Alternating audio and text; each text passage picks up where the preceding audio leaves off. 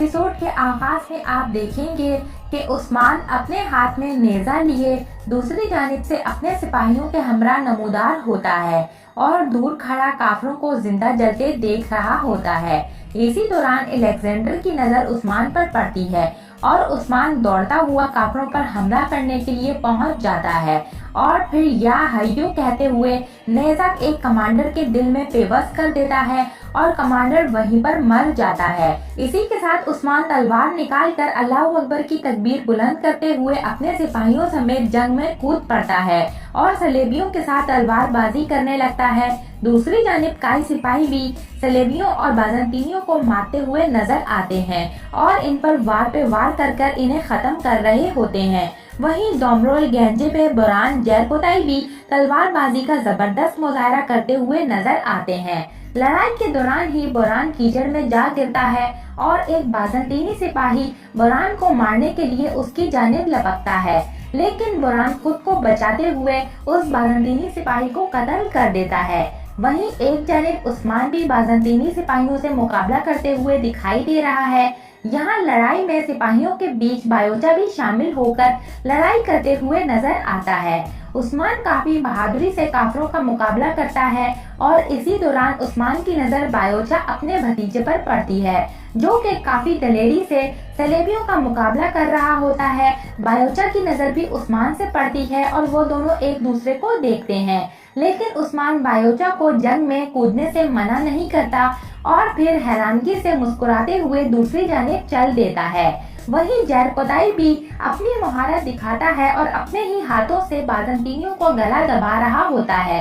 इसी दौरान एक और सलेबी फौजी जरकोताई पर हमला करता है और जरकोताई जमीन पर जा गिरता है, लेकिन इसी लम्हे जरकोताई खुद को सलेबी फौजी के वार से बचाने में कामयाब हो जाता है और साथ ही जमीन से उठ खड़ा होता है। फिर सलेबी और जरकोताई के बीच तलवारबाजी का मुजाहरा होता है और जरकोताई अपने तलवार के वार से उसे कत्ल कर देता है। उधर एक जानिब डोमरोल भी अपने कुल्हाड़े से फौजियों को कत्ल करते हुए नजर आता है। वहीं गेंजे पे भी काफी अच्छी तरह से लड़ाई करते हुए दिखाई दे रहे हैं।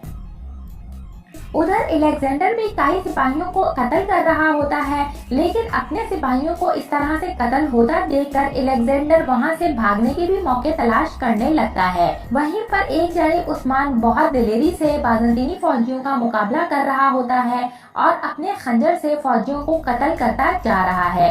इसी दौरान एक बाज़ंतीनी फौजी उस्मान को लात मारकर जमीन पर गिराता है और उस्मान खुद को संभालते हुए इस पर पलटकर वापस वार करता है और आखिरी लम्हे उस्मान कीचड़ में लथपथ सारे सलेबी और बाज़ंतीनी फौजियों के दस्ते को खत्म कर रहा होता है। एक जबरदस्त लड़ाई के बाद उस्मान और इसके सिपाहियों को यहाँ पर फतह नसीब होती है और उस्मान ऊंची आवाज में कहता है, या हय्यो। इस पर सभी सिपाही अल्लाह अकबर अल्लाह अकबर अल्लाह अकबर की सदाएं बुलंद करके अपनी तलवारें लहराते हैं और फिर उस्मान वहीं जमीन पर बैठा आसमान की जानिब हाथ फैलाए दुआ करता है, रब का शुक्र है, अल्लाह तेरा शुक्र है।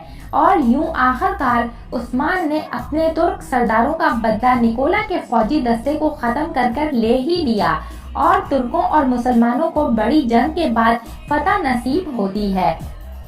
वहीं दूसरी जानिब काई कबीले में गजल खातून और तमाम खवातीन काम में मसरूफ हैं।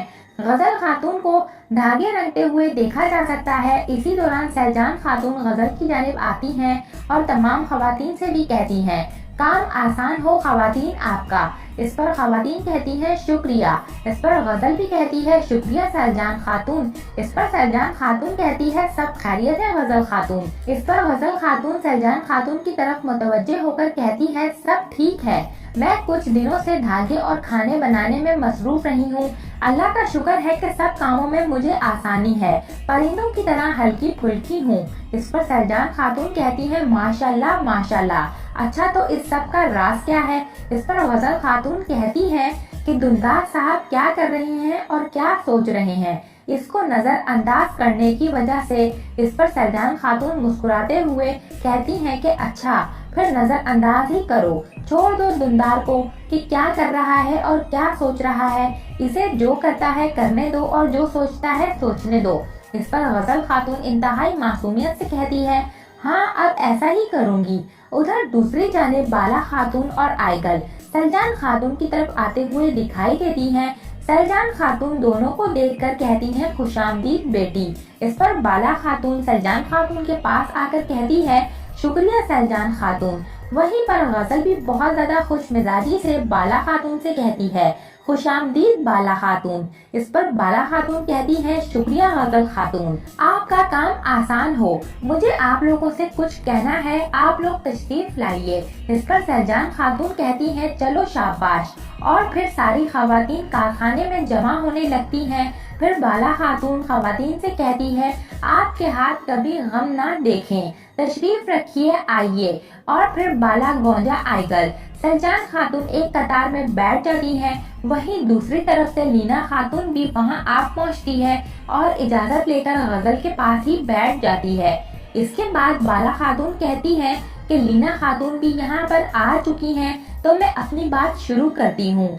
फिर बाला गजल खातून और लीना को मुखातिब करते हुए कहती है उस्ताद हमारे बच्चों को पढ़ाने आने वाले हैं। इस पर गजल खातून खुशी का इजहार करती है और लीना अपने सर के इशारे से कहती है अच्छा।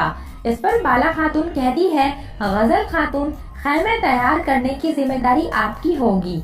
इसी के साथ बाला लीना को मुखातिब करते हुए कहती है लीना खातून और आप अंदर के बिस्तर वगैरह की जिम्मेदारी संभालेंगी और ये काम आप देखेंगी।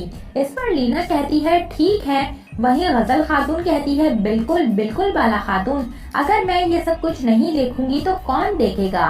फिर लीना भी कहती है फिक्र मत करे बाला खातून। इस पर बाला कहती है ठीक है, मैं खैमों और इनकी जरूरियात का सामान तैयार करवा चुकी हूँ, आप लोग इसे रखने और बिछाने की जहमत कर लीजिएगा। इस पर लीना कहती है जरूर। और फिर इसी दौरान एक खातून प्यालों में शरबत लेकर आती है और बाला और सलजान खातून के सामने पेश करती है, लेकिन बाला और सलजान खातून शरबत के प्याले नहीं उठाती। और फिर इसी के साथ बाला एक और हुक्म सादिर कर देती है कि अब के बाद ये काम सिर्फ एक ही खातून अंजाम देगी और कोई दूसरा ना शरबत के करीब आएगा और ना ही इसके सामान के पास। इस पर खातून मुलाजमा कहती है आपका हुक्म सर आंखों पर बाला खातून, और फिर वो शरबत उठाकर वहाँ से चली जाती है। इसके बाद बाला खातून खवातीन से कहती है मुझे इजाजत दें, और तमाम खवातीन कहती है ठीक है। फिर बाला अपनी नशिस्त से उठकर खवातीन को जाते हुए कहती है आसानी हो खवातीन। इस पर तमाम तर खवातीन कहती हैं शुक्रिया बाला खातून। फिर सलजान खातून, बाला, आइगल और गोंजा कारखाने से बाहर चली जाती हैं। उनके जाने के बाद गजल खातून लीना के पास खड़े होकर कहती है अब ये छोटी जबान भी हुक्म देने की आदी हो गई है, अब तो बस अल्लाह ही हमारा अंजाम बेहतर करेगा। इस पर लीना गजल खातून की बातों पर गजल के करीब आकर तंजिया लहजे में कहती है अगर आप लोग धोखा ना देते, अगर आपने धोखा ना दिया होता तो ये हुक्म आपके कानों तक ना पहुँचते। इस पर गजल खातून कुछ ना खुश होती है, मगर लीना ये कहकर फौरी तौर पर वहाँ से चली जाती है। और यहाँ पर इस एपिसोड का इख्तिताम हो जाता है। नेक्स्ट एपिसोड के लिए आप हमारे चैनल को सब्सक्राइब कर लें। इसके अलावा वीडियो को लाइक करके अपने दोस्तों के साथ जरूर से शेयर कर दें। Thanks for watching and keep supporting us.